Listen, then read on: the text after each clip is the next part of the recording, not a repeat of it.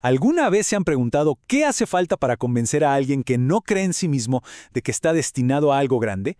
Hoy vamos a meternos de lleno en el capítulo 4 de Éxodo. Es un momento clave, el momento en que Moisés, este héroe que no quiere ser héroe, es equipado para una de las misiones más increíbles de la historia. Y vamos a ver que no se trata solo de milagros, sino de una lección profundísima sobre cómo se forma un líder, no a pesar de sus debilidades, sino justamente a través de ellas.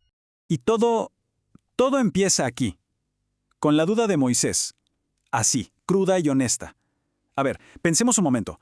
Este hombre acaba de ver una zarza que arde y no se quema, y escuchó la voz de Dios. Y sin embargo, su primera preocupación no es la misión en sí, sino algo mucho más humano. ¿Y si no me creen? Ojo, no duda del poder de Dios, duda de su propia credibilidad. Es como el síndrome del impostor, pero a una escala bíblica.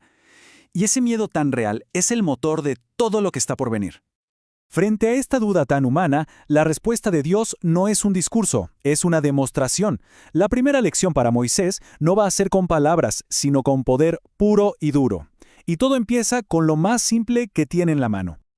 Este proceso es fascinante, de verdad.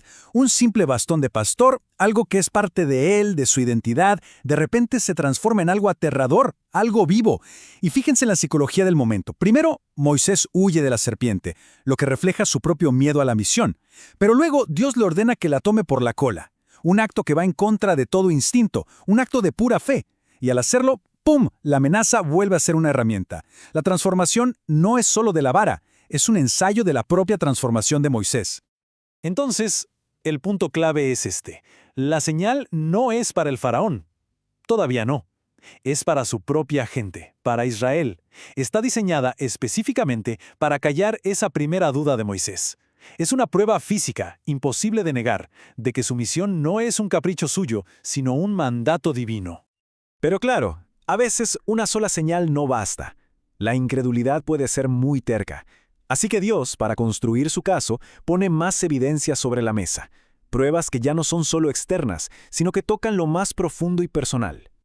Ahora, lo que es realmente interesante de esta segunda señal es lo personal que es. Ya no estamos hablando de un objeto, como la vara.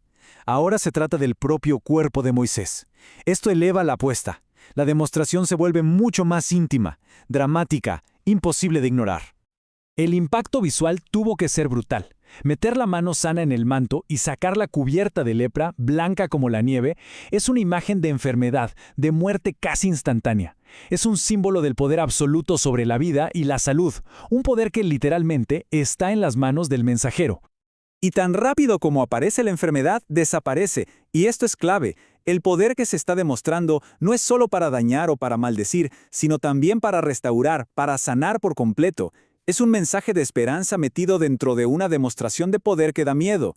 Y si las dos primeras señales, una externa y otra personal, no fueran suficientes, pues llega la tercera, una señal a escala ambiental. El agua del Nilo, que era la fuente de vida de todo Egipto, convertida en sangre. Esto ya no es solo un milagro, es un adelanto, un presagio directo de las plagas que se vienen. Es el último recurso para convencer hasta el más escéptico. Pero bueno, incluso después de recibir todo este poder milagroso, a Moisés le queda una última objeción, y esta es la más personal de todas. Ya no se trata de lo que puede hacer, sino de lo que siente que no puede ser, un buen orador. Aquí vemos la vulnerabilidad de Moisés a flor de piel.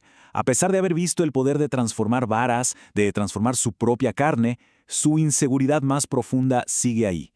Su miedo a hablar en público. Su falta de fe en el fondo no es en el poder de Dios, sino en sí mismo para estar a la altura. Y la respuesta de Dios es ¡wow! Es contundente y cambia toda la perspectiva. No le dice, no es cierto, hablas muy bien. No. Lo que hace es poner la debilidad de Moisés en el contexto de su poder total. La pregunta es retórica pero potentísima. Si Dios es el creador de todas las habilidades y discapacidades, ¿acaso no puede usar la debilidad de Moisés para su plan? La debilidad no es un error, es parte del plan. Y aquí está la solución práctica. La debilidad de Moisés no se borra con magia, no. Se le da un compañero, se crea un equipo. Moisés será el cerebro, el que recibe el mensaje directo de Dios.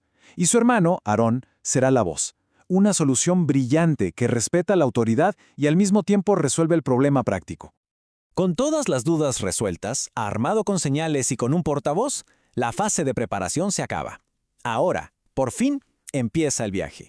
Moisés, el pastor exiliado, tiene que regresar a la tierra de la que una vez huyó para convertirse en el libertador de su gente.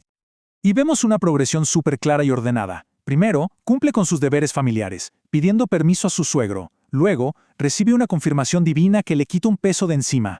La gente que lo quería muerto en Egipto ya no está. Y finalmente, se pone en marcha. Y no va solo con su familia, va con la vara de Dios en la mano. Ese bastón de pastor, el origen de su primera lección, ahora tiene un nuevo nombre y un propósito mucho más grande. Pero ojo, que el camino no será nada fácil. Y aquí llega una advertencia crucial. Se le dice a Moisés desde el principio que el faraón no va a ceder a la primera. Esto es para que sepa a qué atenerse, para que entienda que la confrontación va a ser larga y dura. El éxito no va a ser inmediato. La resistencia del faraón también es parte del plan. Este es el mensaje central que Moisés tiene que entregar. Y las palabras son importantísimas. No es un simple por favor, es una declaración con un peso cultural enorme. Al llamar a Israel su primogénito, Dios está usando un lenguaje que el faraón entendería a la perfección. El primogénito era el heredero principal, el que recibía el doble de todo, el líder. Es una declaración de valor, de derechos, de una relación especial. Básicamente le está advirtiendo al faraón, cuidado, porque si le haces daño a Israel, es como si le hicieras daño al heredero de un rey muy poderoso. Y en medio del viaje ocurre este episodio que es rarísimo, súper tenso y misterioso. El líder de la misión, de repente, es amenazado de muerte por la misma persona que lo envió. ¿Qué pasó? Parece que su esposa, Séfora, entendió todo al instante.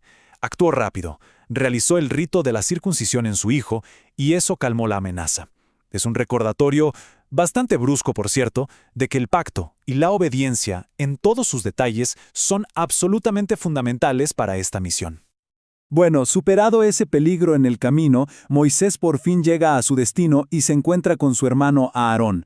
Y ahora sí, llega el momento de la verdad, la primera prueba real de su misión, presentarse ante los ancianos de Israel.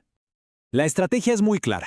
No van a hablarle a toda la multitud de golpe. No, van primero a los líderes, a los ancianos.